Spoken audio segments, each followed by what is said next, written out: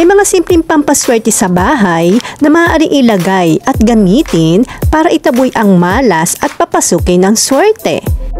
Hindi mo na kailangan bumili ng mga lucky charms dahil may mga gamit sa bahay na maaaring maging pampaswerte at itaboy ang kamalasan sa buhay.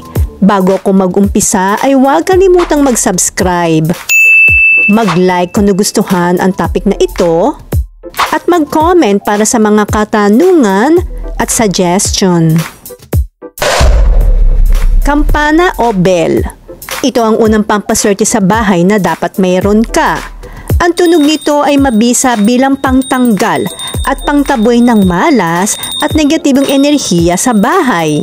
Pwede rin itong gamitin sa tindahan at opisina para paalisin ng mga negative energy na nagiging sanhi ng conflict o gulo sa trabaho at malas sa negosyo. Kailangan lamang na ikalembang ang bell sa paligid at loob ng bahay, tindahan o opisina para sigurado ang swerte. Ang mga kampana ay kilala na nakakaakit ng positibong enerhiya kapag inilagay sa tamang lugar. Ang tinig ng mga kampana ay pumuputon ng walang pag-unlad na enerhiya at nakakakuha ng magagandang vibrations mula sa mundo na ginagawa itong perpekto para sa paglalagay sa harap ng pintuan. Ang mas madalas na ang kampana na tumunog ay mas nakakaakit ang mga ito ng atensyon ng universo at nagdadala ng magandang kapalaran sa iyong buhay. Meron dalawang partikular na paraan upang magamit ang mga kampana o bell. Isabit ang mga bell sa pintuan o ibitin sila sa hagdan. Ang pintuan sa harap ay may malaking kahalagahan dahil ito ang nagsisilbing entry point para sa sariwang enerhiya na pumasok sa iyong bahay at umikot sa iyong buhay. Ito rin ang daluyan kung saan ang cosmos ay nagpapadala ng mga bagong posibilidad at lakas sa iyong buhay. Kaya ang paglalagay ng bell sa iyong pangunahing pasukan ay maaaring makaakit ng kapangyarihan mula sa buong mundo sa tuwing bubuksan mo ang iyong pinto. Ang mga kampana para sa pintuan sa harap ay maaaring i-activate at makatulong sa pag-akit sa kung ano ang gusto mo sa buhay. Maaaring isabit ang mga kampana mula sa isang wreath hanger o ilagay sa front door knob. Ang layunin ay gawing tinkle sila sa tuwing gagamitin mo ang iyong pangunahing pinto para makaakit sila ng mga positibong vibes, lakas at kayamanan mula sa mundo.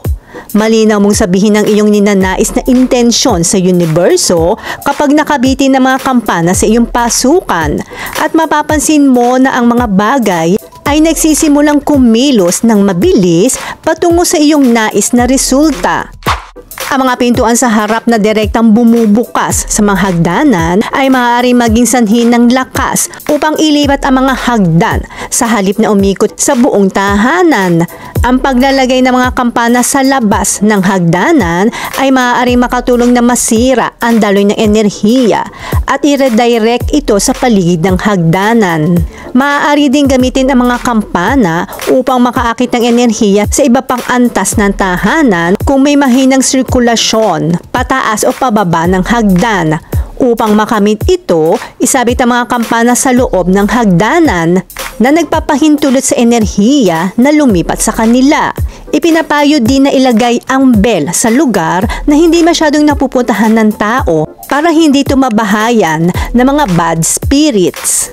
Maaari kang gumamit ng mga bells na may red strings, bells na may barya, at bells na may carp o goldfish.